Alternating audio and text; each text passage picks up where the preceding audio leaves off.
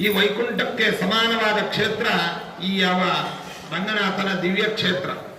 ಹಾಗಾಗಿ 8 ಸ್ವಯಂ ವ್ಯಕ್ತ ಕ್ಷೇತ್ರಗಳಲ್ಲಿ ಮೊದಲನೆಯ ಸ್ವಯಂ ವ್ಯಕ್ತ ಕ್ಷೇತ್ರ ಶ್ರೀರಂಗನಾಥನ ಕ್ಷೇತ್ರ.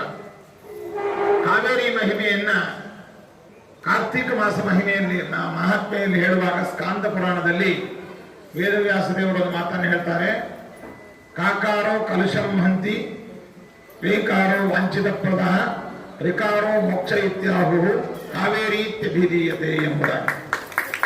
ಕಾವೇರಿ ಎಂಬುದಾಗಿ 3 ಅಕ್ಷರವನ್ನ ನಾವು ಉಚ್ಚಾರಣೆ ಮಾಡಿದರೆ ಒಂದೊಂದು ಅಕ್ಷರದ ಉಚ್ಚಾರಣೆಯಿಂದ ನಮಗೆ ಏನೇನು ಲಭ್ಯವಾಗತ್ತೆ ಅಂತಂದ್ರೆ ಕ ಅಂತ ಕಾವೇರಿ ಎಂಬುವಲ್ಲಿ ಮೊದಲನೇ ಅಕ್ಷರ ಕ ಅನ್ನುವಂತಹ ಅಕ್ಷರವನ್ನು ಉಚ್ಚಾರಣೆ ಮಾಡಿದರೆ ನಮ್ಮಲ್ಲಿರುವ ಎಲ್ಲ ಪಾಪಗಳು ಪರಿಹಾರವಾಗ್ತವೆ.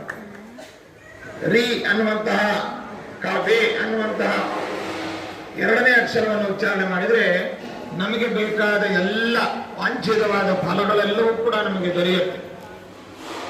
ಇನ್ನ ರಿ ಅನ್ನುವಂತಹ 3ನೇ ಅಕ್ಷರವನ್ನು ಉಚ್ಚಾರಣೆ ಮಾಡಿದರೆ ಮೋಕ್ಷವೇ ಲಭ್ಯವಾಗುತ್ತೆ ಅಂತ ಹೇಳ್ತಾ ಇದ್ದಾರೆ. ಯಾಕೆ ಅಂತಂದ್ರೆ ಅಷ್ಟು ಪರಮ ಪವಿತ್ರವಾಗಿರತಕ್ಕಂತಹದ್ದು ಈ ಕಾವೇರಿ ನದಿ. ಈ ಕಾವೇರಿ ನದಿಯ ಒಂದು ವಿಚಾರವನ್ನು ಹೇಳುವಾಗ ಗಂಗಾದಿ ತೀರ್ಥಗಳೆಲ್ಲವೂ ಕೂಡ ತನ್ನಲ್ಲಿ ನಿಂದವರ ಎಲ್ಲ